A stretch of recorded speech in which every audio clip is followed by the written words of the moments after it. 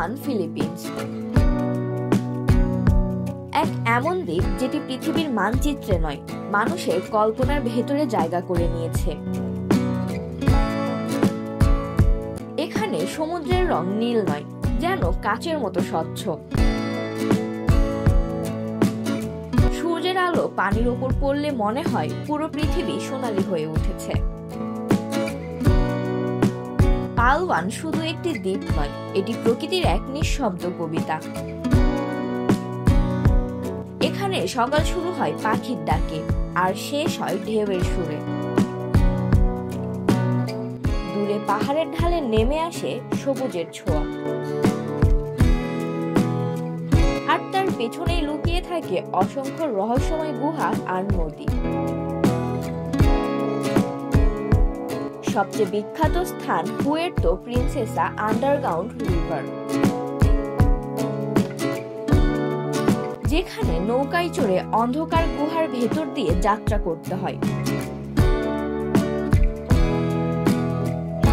ওপরে ঝুলে থাকে চুনা পাথরের ঝাড়বাতি,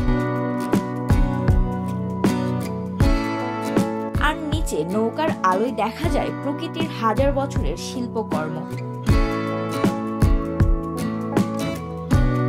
এটা যেন কোনো রূপকথার জগৎ, কিন্তু বাস্তবে এটি সত্যিই আছে। এই নিদো আর কোরন হলো পালওয়ানের হৃদয়। এখানকার লাগন লেক আর পাহাড়ে ঘেরা দ্বীপগুলো এতটাই অপূর্ব যে মনে হয় যেন সময় থেমে গিয়েছে। আপনি যখন নৌকায় চড়ে নীল পানির ওপরে ভেসে চলেন, তখন বাতাসও যেন আপনাকে স্পর্শ করে বলে, এটাই জীবন। পালওয়ানের সূর্যাস্ত পৃথিবীর সবচেয়ে শান্ত দৃশ্যগুলোর একটি। আকাশের রং বদলায় সোনালী থেকে কমলা, তারপর গভীর লালে।